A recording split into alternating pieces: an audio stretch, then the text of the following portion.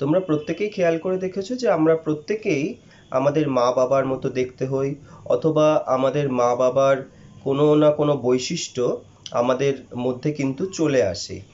এই যে মা বাবার বৈশিষ্ট্যগুলো আমাদের মধ্যে চলে আসছে, সেটা যে শুধু আমাদের ক্ষেত্রেই ঘটছে তা কিন্তু নয়। এটা পৃথিবীতে যত রকমের জীব রয়েছে, মানুষ সহ উদ্ভিদ প্রাণী অন্যান্য যারা রয়েছে, প্রত্যেকটা জীবের ক্ষেত্রেই কিন্তু এই একই রকম ঘটনা ঘটে। অর্থাৎ মা বাবার যে বৈশিষ্ট্য, মানে জনিত্রী জীবের যা বৈশিষ্ট্য, সেগুলো তাদের সন্তান সন্ততির মধ্যে অর্থাৎ অপত্যের মধ্যে চলে আসে। এই যে জনিত্রী জীব থেকে অপত্যের মধ্যে বিভিন্ন বৈশিষ্ট্য চলে আসার যে ঘটনা, এই ঘটনাটাকেই বলা হচ্ছে বংশগতি বা হেরিডিটি। এটাকে যদি একটু গুছিয়ে সংজ্ঞার মতো করে বলতে হয়, তখন কি বলতে হবে? তখন বলতে হবে জননের মাধ্যমে যে পদ্ধতিতে জনিত্রী জীব থেকে জিনগতভাবে নিয়ন্ত্রিত বৈশিষ্ট্যগুলি পরবর্তী অপত্য বংশগুলির মধ্যে সঞ্চারিত হয়, তাকেই বলা হচ্ছে কি বংশগতি বা হেরিডিটি। তাহলে এই যে সংজ্ঞাটা বলা হলো, এই সংজ্ঞাটার মধ্যে দেখলে জিনগতভাবে নিয়ন্ত্রিত বা জিনগতভাবে সঞ্চারণযোগ্য এরকম একটা কথা রয়েছে। এটা কেন বলা হলো? তার কারণটা হলো যে মা বাবার যে বৈশিষ্ট্যগুলো আমাদের মধ্যে আসছে, অর্থাৎ সন্তান সন্ততির মধ্যে আসছে, সেই বৈশিষ্ট্যগুলো কিন্তু শুধুমাত্র জিনগত বৈশিষ্ট্যগুলোই। অন্য কোনো বৈশিষ্ট্য কিন্তু আসে না, বাহ্যিক যেগুলো জিনগত নয় সেগুলো। যেমন একটা উদাহরণ দিয়ে বলি, ধরো কারোর গায়ের রং যথেষ্ট ফর্সা, উজ্জ্বল, কিন্তু যে কোনো কারণেই হোক, পেশাগত কারণেই, মানে বা এমন কোনো জায়গায় কাজ করে যেখানে অনেক বেশিক্ষণ তাকে রোদের মধ্যে থাকতে হয়, তার জন্য তার গায়ের রং তামাটে হয়ে গেছে, বা মানে সেই ফর্সা রংটা নেই। তাহলে এই যে বর্ণটা পরিবর্তন হলো, সেই পরিবর্তনটা কিন্তু পরিবেশের কারণে পরিবর্তন হয়েছে। এবং তার যখন সন্তান সন্ততি আসবে, তার মধ্যে কিন্তু এই বর্ণ যে পরিবর্তন যেটা হয়েছিল ত্বকের বর্ণ, সেই পরিবর্তিত বর্ণটা কিন্তু আসবে না।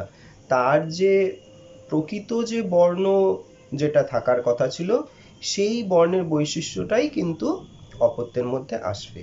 সুতরাং এই যে বৈশিষ্ট্যগুলো, মানে যেগুলো পরিবেশের দ্বারা নিয়ন্ত্রিত হচ্ছে, জিন দ্বারা নিয়ন্ত্রিত নয়, সেই বৈশিষ্ট্যগুলো কিন্তু সন্তান সন্ততির মধ্যে আসে না। তার জন্যই জিনগতভাবে নিয়ন্ত্রিত বৈশিষ্ট্য বা জিনগতভাবে সঞ্চারণযোগ্য বৈশিষ্ট্য, সেই কথাটা সংজ্ঞাতে বলা হলো।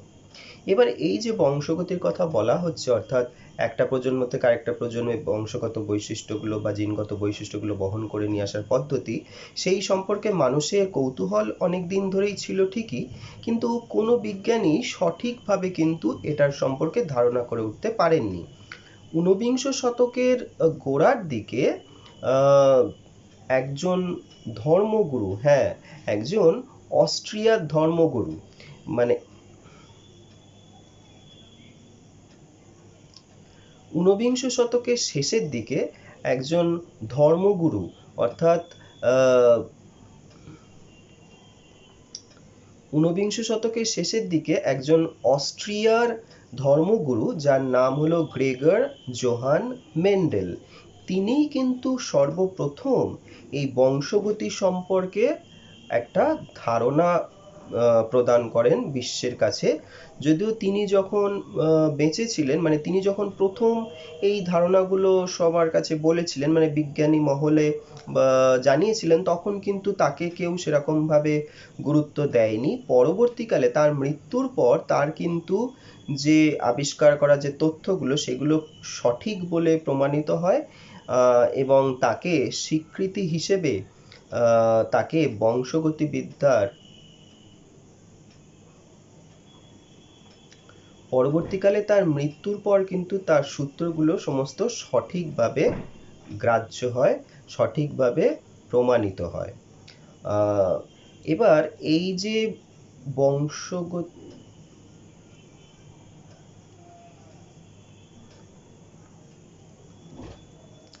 এই যে বংশগতির কথা বললাম, অর্থাৎ এক প্রজন্ম থেকে আরেক প্রজন্মে বৈশিষ্ট্যগুলো সঞ্চারিত হওয়ার যে ঘটনা, এই ঘটনাটা জীববিজ্ঞানের যে শাখায় আলোচনা করা হয় তাকে বলা হচ্ছে কি বংশগতিবিদ্যা বা জেনেটিক্স। এই বংশগতিবিদ্যা বা জেনেটিক্স যেটা রয়েছে সেটা সম্পর্কে মানুষের কৌতূহল অনেক দিন আগে থেকেই ছিল, কিন্তু কোনো বিজ্ঞানী কিন্তু সঠিকভাবে কেউ আলোকপাত করতে পারেননি এই বিষয়ে। ঊনবিংশ শতকের প্রায় গোড়ার দিকে একজন অস্ট্রিয়ার ধর্মগুরু যার নাম হলো গ্রেগর জোহান মেন্ডেল, তিনি প্রথম এই বংশগতি সম্পর্কে সঠিক আলোকপাত করেন।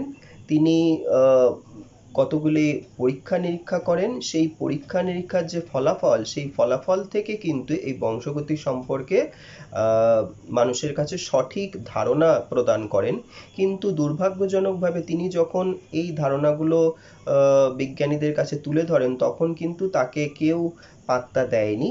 তার যে আবিষ্কারগুলো সেগুলো কেউ গ্রাহ্য করতে চায়নি। পরবর্তীকালে তার মৃত্যুর পর কিন্তু তার যে আবিষ্কৃত, মানে সেটা বিংশ শতকের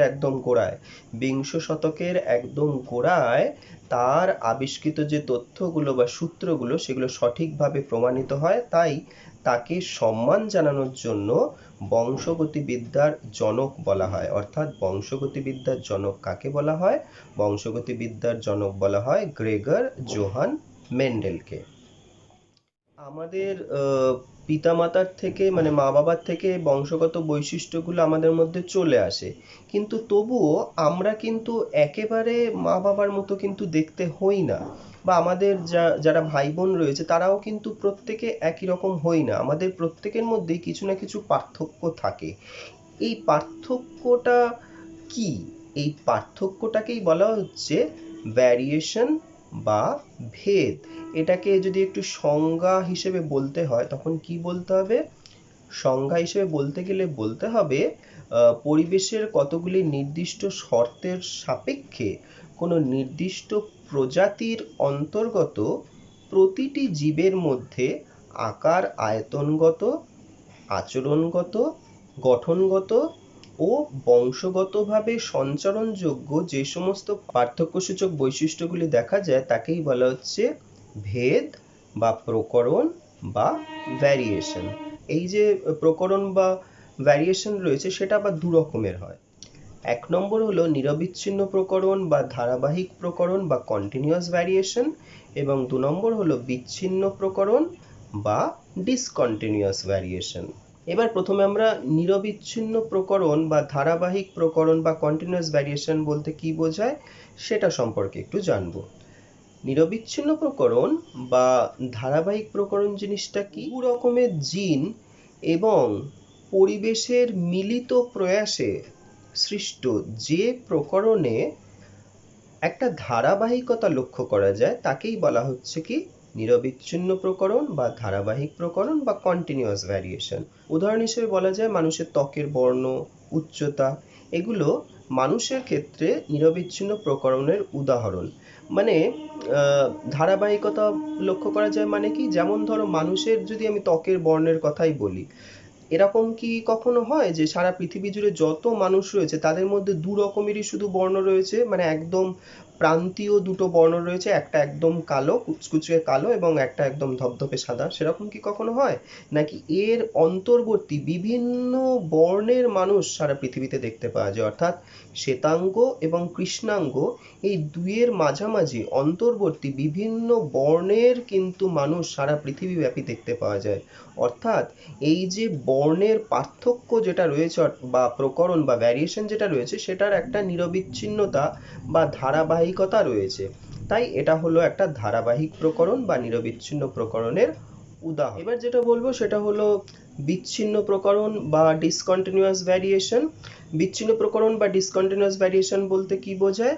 সাধারণত একক জিনের প্রভাবে সৃষ্ট যে প্রকরণে বৈশিষ্ট্যগুলি সাধারণের তুলনায় যথেষ্ট তারতম্যযুক্ত হয় সেই ধরনের প্রকরণ বা ভেদকেই কিন্তু বলা হচ্ছে বিচ্ছিন্ন প্রকরণ বা ডিসকন্টিনিউয়াস ভ্যারিয়েশন। অনেকের ক্ষেত্রে আমরা দেখতে পাই যে হাতে অথবা পায়ে একটি অতিরিক্ত আঙুল রয়েছে, কিন্তু সেটা কিন্তু সবার ক্ষেত্রে দেখা যায় না। কিছু কিছু মানুষের ক্ষেত্রে দেখতে পাওয়া যায়। অর্থাৎ সাধারণ অবস্থায় আমাদের 5টা আঙুল, আবার অনেকের ক্ষেত্রে হয়তো 6টা আঙুল রয়েছে। তাহলে এটা হলো একটা বিচ্ছিন্ন প্রকরণের উদাহরণ বা কন্টিনিউয়াস ভ্যারিয়েশনের উদাহরণ। অর্থাৎ এর মধ্যবর্তী আর কিছু নেই, মানে 5টা আর 6টার মাঝখানে 5.5টা, পৌনে 6টা এরকম কিন্তু কিছু নেই। কোনো মানে নিরবিচ্ছিন্ন ভাব বা ধারাবাহিকতা কিন্তু এই প্রকরণের ক্ষেত্রে নেই। তাহলে এই যে আমরা প্রকরণ দেখলাম, এই প্রকরণগুলো কেন হয়? প্রকরণের কারণ কি? প্রকরণের দুটি খুব গুরুত্বপূর্ণ কারণ রয়েছে। 1 নম্বর হলো পরিব্যক্তি বা মিউটেশন, এবং 2 নম্বর হলো জিনের পুনঃসংযুক্তি বা রিঅ্যারেঞ্জমেন্ট অফ জিন। এবার প্রথমে আমরা এই পরিব্যক্তি বা মিউটেশন সম্পর্কে জানব। পরিব্যক্তি বা মিউটেশন বলতে কি বোঝায়? কখনো কোনো বিশেষ কারণে ক্রোমোজোমের সংখ্যা বা গঠন বা শুধুমাত্র জিনের গঠনের যদি স্থায়ীভাবে পরিবর্তন হয়, যা পরবর্তী প্রজন্মতে সঞ্চরণশীল হয়, তাহলে সেই ধরনের পরিবর্তনকেই বলা হচ্ছে পরিব্যক্তি বা মিউটেশন। আর জিনের পুনঃসংযুক্তি বা রিঅ্যারেঞ্জমেন্ট অফ জিন বলতে কি বোঝায়? মিয়োসিস কোষ বিভাজনের প্রোফেজ 1 দশায় দুটি সমসংস্থ ক্রোমোজোমের মধ্যে খণ্ডাংশ বিনিময় হওয়ার ফলে জিনের বিন্যাসগত যে পরিবর্তন হয় তাকেই বলা হয় জিনের পুনঃসংযুক্তি বা রিঅ্যারেঞ্জমেন্ট অফ জিন। এই পরিব্যক্তি এবং জিনের পুনঃসংযুক্তি, এই দুটো কারণেই কিন্তু মানুষের ক্ষেত্রে বিভিন্ন ধরনের প্রকরণ, বা মানুষ বলে শুধু নয়, সমস্ত জীবের ক্ষেত্রে প্রকরণ বা ভ্যারিয়েশন দেখতে পাওয়া যায়। যেমন তোমাদের উদাহরণ হিসেবে সিলেবাসে আছে মানুষের দুটো প্রকরণের কথা। 1 নম্বর হলো তোমার যুক্ত কানের লতি ও মুক্ত কানের লতি, এবং আরেকটা হলো রোলার জীব এবং স্বাভাবিক জীব। আমাদের অনেকের ক্ষেত্রে এই যে কানের যে এই অংশটা, যেটাকে বলা হচ্ছে কানের লতি, এই লতি অংশটা এই মুখের এই জায়গাটার সঙ্গে যুক্ত অবস্থায় থাকে, আবার কিছু কিছু ক্ষেত্রে এটা মুক্ত অবস্থায় থাকে। মুক্ত অবস্থায় যাদের ক্ষেত্রে থাকে সেটা হচ্ছে মানে মুক্ত কানের লতি যেটা, সেটা হলো একটি অটোজোমে অবস্থিত একটি স্বাভাবিক জিনের ফলে ঘটে, এবং যুক্ত কানের লতি এই ঘটনাটা ওই স্বাভাবিক জিনটাই যদি কোনো কারণে পরিবর্তিত হয়, মানে পরিব্যক্তি হয়, তো এই পরিবর্তিত জিনের প্রভাবে কিন্তু ওই যুক্ত কানের লতিটা সৃষ্টি হয়। সাধারণত দেখা যায় যদি মা বাবার কানের লতি মুক্ত অবস্থায় থাকে, তাহলে তার সন্তান সন্ততিদের কানের লতিও কিন্তু মুক্ত অবস্থায় থাকতে পারে। অনেক সময় আবার যুক্ত অবস্থাতেও মানে যুক্ত অবস্থাও দেখতে পাওয়া যায়। কিভাবে সেটা আমরা পরে মানে পরবর্তীকালে এই চ্যাপ্টারটা যত পড়বো তত জানতে পারবো। আর তারপরে অনেকের ক্ষেত্রে, আবার অনেক মানুষের ক্ষেত্রেই দেখতে পাওয়া যায় যে আমাদের যে জিভ বা জিহ্বা বলে যে অংশটা রয়েছে, সেটাকে অনেকে সম্পূর্ণরূপে গোটাতে পারে, অর্থাৎ রোল করতে পারে। এই যে গোটানোর ক্ষমতা যে সমস্ত মানুষের জীবের আছে, সেই ধরনের জীবকে বলা হচ্ছে রোলার জীব। আর যাদের আবার কিছু মানুষ আছে জীবটাকে গোল করতে পারে না। তোমরা নিজেরাই বাড়িতে চেষ্টা করে দেখবে যে কারা জীব রোল করতে পারছো, কারা জীব রোল করতে পারছো না। যারা রোল করতে পারছো তাদেরকে বলা হবে, তাদের জীবকে রোলার জীব বলা হবে, আর যারা রোল করতে পারছো না তাদেরকে স্বাভাবিক জীব বলা হবে। তো এই যে রোল করতে পারার ক্ষমতাটা, এই ক্ষমতাটা একটা মানে অটোজোমের একটা স্বাভাবিক জিনের প্রভাবে হয়, এবং সেই জিনটা যদি কোনো কারণে পরিবর্তিত হয় বা পরিব্যক্তি যদি হয়, তাহলে ওই রোল করার ক্ষমতাটা চলে যায়, এবং সেক্ষেত্রে কিন্তু তারা যাদের ক্ষেত্রে এই জিনটা থাকে তারা কিন্তু এটা রোল করতে পারে না। এই রোল করতে পারার যে ক্ষমতাটা, সেই রোল করতে পারার ক্ষমতাটা একটা যে জিনটার, যে স্বাভাবিক জিনটার প্রভাবে হচ্ছে, সেটাকে আর কি প্রকট জিন বলা হচ্ছে। প্রকট প্রচ্ছন্ন কি সেগুলো আমরা পরে আসছি। তাহলে রোল করতে পারার ক্ষমতা যে জিনের রয়েছে সেটাকে প্রকট জিন বলা হচ্ছে, আর রোল করতে পারার ক্ষমতা যে জিনটার নেই, অর্থাৎ যে জিনের ফলে জীবটা রোল করতে পারা যায় না, সেই জিনটা হচ্ছে একটা প্রচ্ছন্ন জিন। আবার একই রকমভাবে মানুষের যাদের আর কি যুক্ত কানের লতি থাকে, যুক্ত কানের লতিটা কিন্তু একটা প্রচ্ছন্ন জিনের প্রভাবে হয়, আর মুক্ত কানের লতি এটা একটা প্রকট জিনের প্রভাবে হয়। এখন এই যে বংশগতির মাধ্যমে কিভাবে একটা প্রজন্ম থেকে আরেকটা প্রজন্মে বিভিন্ন চারিত্রিক বৈশিষ্ট্যগুলো পরিবাহিত হয় বা সঞ্চারিত হয়, সেই সম্পর্কে বিশদে জানতে গেলে আগে আমাদেরকে কতগুলো বিশেষ সংজ্ঞা বা পরিভাষা সম্পর্কে জানতে হবে। প্রথমেই আমি তোমাদের যে পরিভাষাটা সম্পর্কে বলবো সেটা হলো বৈশিষ্ট্য বা ক্যারেক্টার্স। বৈশিষ্ট্য বা ক্যারেক্টার্স বলতে কি বোঝায়? কোনো জীবের আকার, আকৃতি, বর্ণ ইত্যাদি অঙ্গসংস্থানিক কিংবা শারীরবৃত্তীয় যে সমস্ত লক্ষণের সাহায্যে ওই জীবটাকে অন্য কোনো জীবের থেকে আলাদা করা যায় বা পৃথক করা যায়, তাকেই বলা হচ্ছে বৈশিষ্ট্য বা ক্যারেক্টার। যে পরিভাষাটা সম্পর্কে বলবো সেটা হলো প্রলক্ষণ বা ট্রেট। প্রলক্ষণ বা ট্রেট বলতে কি বোঝায়? কোনো একটি নির্দিষ্ট বৈশিষ্ট্যের অন্তর্গত একই প্রজাতিতে বিভিন্ন ধরনের রূপ দেখতে পাওয়া যায়, তাকেই বলা হচ্ছে কি ওই চরিত্রটির অন্তর্গত ট্রেট বা প্রলক্ষণ। এবার হলো বংশগতির একক, মানে তাকে কি বলা হচ্ছে? বংশগতির একককে ফ্যাক্টরও বলা হয় বা জিনও বলা হয়। মানে ফ্যাক্টর এবং জিন আসলে এই দুটো একই শব্দ। ফ্যাক্টর কথাটা মেন্ডেল প্রথম ব্যবহার করেছিলেন, পরবর্তীকালে এই ফ্যাক্টরটাকেই জিন বলে অভিহিত করা হয়। তো এই ফ্যাক্টর জিনিসটা কি? ফ্যাক্টর হচ্ছে জীবের বংশগত বৈশিষ্ট্য নিয়ন্ত্রণকারী উপাদান, তাকেই বলা হচ্ছে ফ্যাক্টর বা জিন। এরপর লোকাস। লোকাস বলতে কি বোঝায়? ক্রোমোজোমের যে নির্দিষ্ট জায়গায় বা নির্দিষ্ট বিন্দুতে কোনো একটি ফ্যাক্টর বা জিন অবস্থান করে, তাকেই বলা হচ্ছে লোকাস। যেমন পুরুষের ক্ষেত্রে পুরুষের বৈশিষ্ট্য নিয়ন্ত্রণকারী যে জিনটি, যেমন যার নাম হলো SRY, এই SRY জিনটি Y ক্রোমোজোমে অবস্থিত। পরের পরিভাষাটা হলো অ্যালিল বা অ্যালিলোমর্ফ। অ্যালিল বা অ্যালিলোমর্ফ বলতে কি বোঝায়? সমসংস্থ ক্রোমোজোমের একই জিন লোকাসে অবস্থিত দুটি পৃথক প্রলক্ষণ বা ট্রেইট নিয়ন্ত্রণকারী জিন জোড়ার একটিকে অপরটির অ্যালিল বা অ্যালিলোমর্ফ বলা হয়। এবার যে পরিভাষাটার কথা বলবো সেটা একটু ভালো করে বুঝবে। হোমোজাইগাস জীব এবং হেটেরোজাইগাস জীব। হোমোজাইগাস জীব বলতে কি বোঝায়? হোমোজাইগাস জীব বলতে বোঝায় একই রকমের অ্যালিল বহনকারী দুটি জনন কোষের মিলনের ফলে যে জাইগোট বা নিষিক্ত ডিম্বাণু হয়, সেই নিষিক্ত ডিম্বাণু থেকে উৎপন্ন জীবের ক্রোমোজোমের একটি জিন লোকাসে যদি একই প্রকারের অ্যালিল থাকে, তাহলে সেই ধরনের জীবকে বলা হচ্ছে কি হোমোজাইগাস জীব।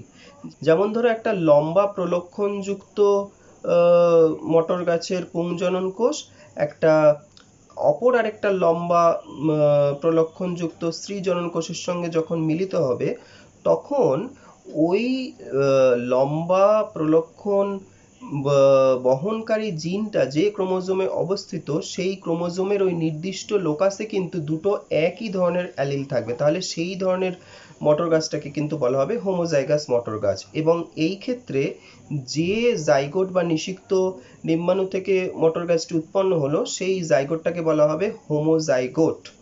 এবং অ্যালিলটা কিন্তু এক্ষেত্রে অবশ্যই হবে হোমোজাইগাস অ্যালিল। অর্থাৎ হোমোজাইগাস অ্যালিলের ক্ষেত্রে কিন্তু দুটোই একই রকমের অ্যালিল হবে। এই ক্ষেত্রে আমি লম্বা প্রলক্ষণ দিয়ে বললাম মানে এই নয় যে শুধুমাত্র লম্বা প্রলক্ষণের ক্ষেত্রেই হবে, যে কোনো অ্যালিলের ক্ষেত্রে। যেমন বেটে প্রলক্ষণযুক্ত দুটো জননকোষ মিলেও যে অপত্যটা উৎপন্ন করবে, সেক্ষেত্রেও কিন্তু একটা নির্দিষ্ট লোকাসে একই রকমের দুটো অ্যালিল থাকবে। তার জন্য সেই জীবটাও হবে হোমোজাইগাস জীব এবং সেই অ্যালিলটাও হবে কি হোমোজাইগাস অ্যালিল। তাহলে এটা খুব মনে রাখবে ভালো করে যে যখনই হোমোজাইগাস অ্যালিলের কথা বলা হবে, তখনই দুটো একই রকমের অ্যালিল থাকবে। যদি সেটা লম্বা হয়, মানে এই ক্ষেত্রে মটর গাছের উদাহরণ যেহেতু দেওয়া রয়েছে, তো যদি সেটা লম্বা হয় তাহলে সেটা দুটোই বড় হাতের টি দিয়ে প্রকাশ করতে হবে, আর যদি বেটে হয় তাহলে দুটোই ছোট হাতের টি দিয়ে প্রকাশ করতে হবে। এবার হেটেরোজাইগাস জীব বলতে কি বোঝায়। দুটি ভিন্ন অ্যালিল বহনকারী পুংজনন কোষ এবং স্ত্রীজনন কোষের মিলনের ফলে উৎপন্ন জাইগোট বা নিষিক্ত ডিম্বাণু থেকে যে জীবগুলি জন্মায় সেই জীবগুলির একটি নির্দিষ্ট জিন লোকাসে দুটি ভিন্ন ধর্মী অ্যালিল থাকার জন্য এই ধরনের জীবগুলিকে বলা হচ্ছে কি হেটেরোজাইগাস জীব। এবং যে জাইগোট বা নিষিক্ত ডিম্বাণু থেকে এই ধরনের জীবগুলি উৎপন্ন হচ্ছে তাদেরকে বলা হচ্ছে হেটেরোজাইগোট। তাহলে এক্ষেত্রে যেমন ধরো আমি মটর গাছেরই উদাহরণ দিয়ে যদি বলি, ধরো একটা পুংজনন কোষ যেখানে অ্যালিল রয়েছে হচ্ছে লম্বা প্রলক্ষণ নিয়ন্ত্রণকারী অ্যালিল, অর্থাৎ বড় হাতে টি দিয়ে তাকে প্রকাশ করা হচ্ছে, এবং আরেকটা স্ত্রী জনন কোষ রয়েছে যেটাতে মনে করো বেটে প্রলক্ষণ নিয়ন্ত্রণকারী অ্যালিলটা রয়েছে যাকে ছোট হাতে টি দিয়ে প্রকাশ করা হচ্ছে। এই দুটো জনন কোষ যদি মিলিত হয় তাহলে এই দুটো জনন কোষ মিলিত হওয়ার ফলে যে জাইগোটটা বা যে নিষিক্ত ডিম্বাণুটা উৎপন্ন হবে তার ক্ষেত্রে কিন্তু একটা নির্দিষ্ট জিন লোকাসে দুটো ভিন্ন ধরনের অ্যালিল থাকবে। একটা থাকবে লম্বা প্রলক্ষণ নিয়ন্ত্রণকারী অ্যালিল যেটাকে বড় হাতের টি দিয়ে প্রকাশ করা হচ্ছে, এবং আরেকটা থাকবে বেটে প্রলক্ষণ নিয়ন্ত্রণকারী অ্যালিল যেটাকে ছোট হাতের টি দিয়ে প্রকাশ করা হচ্ছে। অর্থাৎ এটাকে আমরা লিখবো বড় হাতের টি ছোট হাতের টি এরকম ভাবে। তো এই ধরনের অ্যালিলগুলোকে কিন্তু আবার হেটেরোজাইগাস অ্যালিল বলে, অর্থাৎ একটি নির্দিষ্ট জিন লোকাসে যদি দুটি ভিন্ন ধর্মী অ্যালিল থাকে তাহলে সেই ধরনের অ্যালিলকে কিন্তু হেটেরোজাইগাস অ্যালিল বলে। আর হেটেরোজাইগাস অ্যালিল মানেই বুঝবে যে সবসময়ই দুটো ভিন্ন ধর্মী অ্যালিল থাকবে, কখনোই একই রকমের অ্যালিল থাকবে না। এর পরের পরিভাষাটা হলো ফিনোটাইপ। ফিনোটাইপ বলতে কি বোঝায়? কোনো একটি জীবের জিনগত বৈশিষ্ট্যের বাহ্যিক প্রকাশকেই বলা হচ্ছে কি ফিনোটাইপ বা ফেনোটাইপ। যেমন ধরো কোনো একটা জীবকে আমরা বাইরে থেকে যা দেখছি তার আকার আকৃতি রং বা বর্ণ যা যা রয়েছে, যা যা আমরা বাইরে থেকে দেখতে পাচ্ছি সেগুলোই হচ্ছে ফিনোটাইপ। মানে কোনো একটা মটর গাছের উদাহরণ দিয়ে যদি আবার বলি, কোনো একটা মটর গাছ ধরো লম্বা না বেটে এটা আমরা বাইরে থেকেই বুঝতে পারছি। সুতরাং এই লম্বা বেটে এই জিনিসগুলো যেগুলো আমরা বাইরে থেকে বুঝতে পারছি, যে বৈশিষ্ট্যগুলো বাইরে থেকে বুঝতে পারছি সেগুলোই হচ্ছে কি ফেনোটাইপ এবং বা ফিনোটাইপ। এবং অবশ্যই এইভাবে মনে রাখতে হবে, আমি কিন্তু সংজ্ঞাতেই বললাম জিনগত বৈশিষ্ট্যের বাহ্যিক প্রকাশ। তার মানে কি জিনগত বৈশিষ্ট্যের বাহ্যিক প্রকাশ মানেই এই বৈশিষ্ট্যগুলো অর্থাৎ ফেনোটাইপগুলো জিন দ্বারা কিন্তু নিয়ন্ত্রিত হয়। যেরকম জিন থাকবে তারই প্রকাশ হবে হচ্ছে ফিনোটাইপ। এবার হলো জিনোটাইপ বা জেনোটাইপ। জিনোটাইপ বলতে কি বোঝায়? কোনো একটি জীবের একটি নির্দিষ্ট চরিত্রের জিনগত গঠনকে অ্যালিলের বিন্যাস দ্বারা প্রকাশ করলে তাকে বলা হচ্ছে কি জিনোটাইপ। যেমন ধরো এই যে কিছুক্ষণ আগে বললাম ফিনোটাইপ, মটর গাছের একটা ফিনোটাইপ হচ্ছে লম্বা, এটা হচ্ছে একটা মটর গাছের ফিনোটাইপ। তো সেটাকে যখন আমি জিনের সেই ফিনোটাইপ মানে ওই লম্বা ফিনোটাইপটার যে জিনের গঠন সেটাকে আমি অ্যালিলের বিন্যাস দ্বারা প্রকাশ করতে পারি। সেটাকে কিভাবে লিখতে পারি? দুটো বড় হাতের টি দিলেও সেটাও হবে তার জিনোটাইপ, আবার একটা বড় হাতের টি একটা ছোট হাতের টি দিলেও সেটা হবে তার জিনোটাইপ। এবার কোনটা কেন একবার বড় হাতের টি কেন একবার দুটোই বড় হাতের টি নিলাম এবং কেন একবার একটা বড় হাতের টি একটা ছোট হাতের টি নিলাম সেটা পরে বলছি। আবার বেটে বৈশিষ্ট্যর ক্ষেত্রে দুটোই যদি আমি ছোট হাতের টি লিখি তখন এই দুটো ছোট হাতের টি এর সাহায্যে ওই বেটে মটর গাছটার জিনোটাইপ প্রকাশ করা হবে। এরপর যেটা বলবো সেটা হলো প্রকট বৈশিষ্ট্য এবং প্রচ্ছন্ন বৈশিষ্ট্য। প্রকট বৈশিষ্ট্য বলতে কি বোঝায়?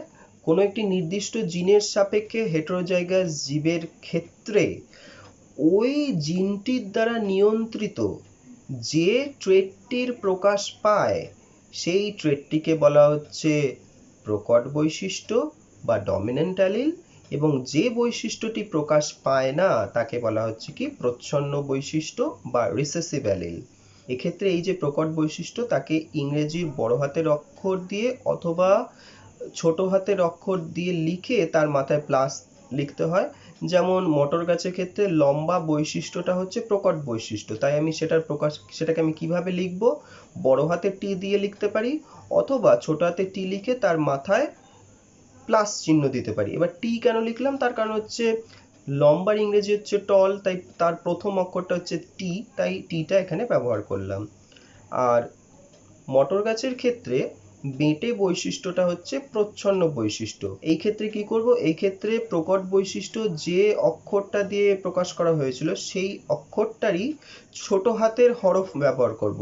যেমন মটর গাছের ক্ষেত্রে লম্বা বৈশিষ্ট্যটা বলেছিলাম প্রকট বৈশিষ্ট্য, তাই সেটাকে বড় হাতের টি দিয়ে প্রকাশ করা হয়েছিল, এবং বেটে বৈশিষ্ট্যটা যেহেতু প্রচ্ছন্ন বৈশিষ্ট্য তাই এটাকে ছোট হাতের টি দিয়ে প্রকাশ করা হবে, অথবা ছোট হাতের হরফের সঙ্গে অনেক সময় মাইনাস চিহ্ন দেয়া যেতে পারে। বিশুদ্ধ জীব বলতে কি বোঝায়, কোনো একটি নির্দিষ্ট জিনের সাপেক্ষে হোমোজাইগাস জীবকে বলা হচ্ছে বিশুদ্ধ জীব।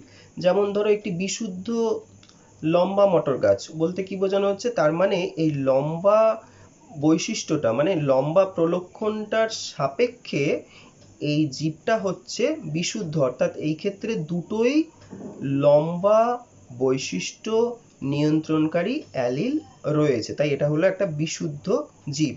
এবং আরেকটা কথা মনে রাখবে, যাদেরকে বিশুদ্ধ জীব বলা হয় তাদেরকে ক্ষেত্রে কিন্তু সাধারণত বেশ কতগুলো প্রজন্ম ধরেই তাদেরকে ওরকম বিশুদ্ধ অবস্থাতেই দেখতে পাওয়া যায়, অর্থাৎ একটা নির্দিষ্ট জিনের ক্ষেত্রে তারা বিশুদ্ধতাই কিন্তু বজায় রাখে।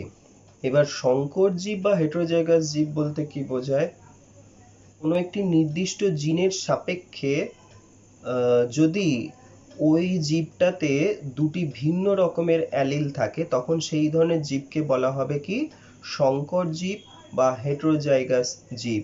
যেমন ধরো কোনো একটা ধরো বলা হচ্ছে যে শঙ্কর লম্বা মটর গাছ, শঙ্কর লম্বা মটর গাছ এই ক্ষেত্রে বলা হচ্ছে, তাহলে তোমাদেরকে বুঝতে হবে যে এই যে কাণ্ডের দৈর্ঘ্য নিয়ন্ত্রণকারী যে জিনটা সেটার দুটো ট্রেট বা লক্ষণ রয়েছে, একটা লম্বা এবং একটা বেটে মটর গাছের ক্ষেত্রে, যেটাকে প্রকট সেটাকে বড় হাতের টি এবং প্রচ্ছন্ন সেটাকে ছোট হাতের টি দিয়ে প্রকাশ করা হচ্ছে। এবার শঙ্কর লম্বা মটর গাছ বলতে বোঝানো হচ্ছে ওই দৈর্ঘ্য নিয়ন্ত্রণকারী জিনটার সাপেক্ষে দুটো ভিন্ন ধর্মী অ্যালিল বা ট্রেট এখানে উপস্থিত, একটা হচ্ছে বড় হাতের টি মানে একটা হচ্ছে লম্বা বৈশিষ্ট্য নিয়ন্ত্রণকারী অ্যালিল, এবং একটা ছোট হাতের টি অর্থাৎ একটা বেটে বৈশিষ্ট্য নিয়ন্ত্রণকারী অ্যালিল। এরপর যেটা জানবো সেটা হলো সংকরায়ন বা হাইব্রিডাইজেশন বলতে কি বোঝায়।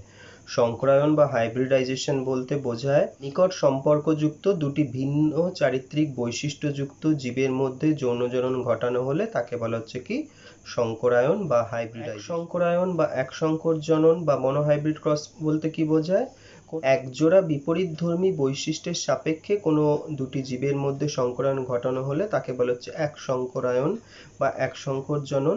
যেমন ধরো একটি বিশুদ্ধ লম্বা মটর গাছের সঙ্গে একটি বিশুদ্ধ বেটে মটর গাছের সংকরায়ন ঘটানো হচ্ছে, তাহলে এক্ষেত্রে কোন একটা নির্দিষ্ট বৈশিষ্ট্যের দুটো ভিন্নধর্মী প্রলক্ষণ রয়েছে, নির্দিষ্ট বৈশিষ্ট্যটা হচ্ছে মটর গাছের দৈর্ঘ্য, আর ভিন্নধর্মী যে প্রলক্ষণ দুটো রয়েছে সেটা হলো একটা লম্বা এবং একটা বেটে। এবার দ্বিসংকরায়ন বা দ্বিসংকরজনন বা ডাবল হাইব্রিড ক্রস বলতে কি বোঝায়, দুজোড়া বিপরীতধর্মী বৈশিষ্ট্যের সাপেক্ষে দুটি জীবের মধ্যে সংকরায়ন ঘটানো হলে তাকে বলা হচ্ছে দ্বিসংকরায়ন বা ডাবল হাইব্রিডাইজেশন বা ডাবল হাইব্রিড ক্রস। যেমন একটি বিশুদ্ধ গোল হলুদ মটর গাছের সঙ্গে যদি একটি বিশুদ্ধ কুঞ্চিত সবুজ মটর গাছের সংকরায়ন ঘটানো হয় তাহলে সেটি হবে একটি দ্বিসংকরায়ন বা দ্বিসংকর জননের উদাহরণ বা ডাবল হাইব্রিড ক্রসের উদাহরণ। জনিত্রীজনু বা প্যারেন্টাল জেনারেশন বা পি জেনারেশন বলতে কি বোঝায়, সংকরায়ন পরীক্ষার সময় যে দুটি জীব নিয়ে সংকরায়নের পরীক্ষাটি শুরু করা হয় তাকেই বলা হচ্ছে কি জনিত্রীজনু বা প্যারেন্টাল জেনারেশন বা পি জনু। যেমন ধরো একটি বিশুদ্ধ লম্বা মটর গাছের সঙ্গে একটি বিশুদ্ধ বেটে মটর গাছের সংকরায়ন যখন প্রথমে ঘটানো হলো তখন এই বিশুদ্ধ লম্বা মটর গাছ এবং বিশুদ্ধ বেটে মটর গাছ দুটো হবে পি জনু বা প্যারেন্টাল জেনারেশন বা জনিত্রীজনু। অপত্য জনু বা ফার্স্ট ফিলিয়াল জেনারেশন বা F1 জনু বলতে কি বোঝায়, সংকরায়ন পরীক্ষাতে জনিত্রী জীবগুলি থেকে উৎপন্ন অপত্যগুলিকে বলা হচ্ছে কি প্রথম অপত্য জনু বা ফার্স্ট ফিলিয়াল জেনারেশন বা F1 জনু। যেমন একটি বিশুদ্ধ লম্বা মটর গাছের সঙ্গে একটি বিশুদ্ধ বেটে মটর গাছের সংকরায়ন ঘটানো হলে যে মটর গাছগুলো প্রথমেই উৎপন্ন হবে তাদেরকেই বলা হচ্ছে কি প্রথম অপত্যজনু বা ফার্স্ট ফিলিয়াল জেনারেশন বা সংক্ষেপে F1 জেনারেশন। অপত্যজনু বা সেকেন্ড ফিলিয়াল জেনারেশন বা F2 জনু বলতে কি বোঝায়? সংকরায়ন পরীক্ষাতে প্রথম অপত্যজনুতে উৎপন্ন জীবেদের মধ্যে সংকরায়ন ঘটানো হলে যে জীবগুলি জন্মায় সেই জীবগুলোকেই বলা হচ্ছে কি দ্বিতীয় অপত্যজনু বা F1 জেনারেশন, F2 জেনারেশন বা সেকেন্ড ফিলিয়াল জেনারেশন। যেমন একটি বিশুদ্ধ মটর গাছের, বিশুদ্ধ লম্বা মটর গাছের সঙ্গে একটি বিশুদ্ধ বেটে মটর গাছের সংকরায়ন ঘটানো হলে প্রথম অপত্যজনুতে প্রত্যেকে লম্বা মটর গাছ উৎপন্ন হয়। এবার এই লম্বা মটর গাছগুলোর সঙ্গে যদি আবার লম্বা মটর গাছগুলির মধ্যে যদি আবার সংকরায়ন ঘটানো হয়, তাহলে যে অপত্যগুলো উৎপন্ন হচ্ছে সেই অপত্যগুলোকে বলা হচ্ছে কি দ্বিতীয় অপত্যজনু বা সেকেন্ড ফিলিয়াল জেনারেশন বা F2 জেনারেশন।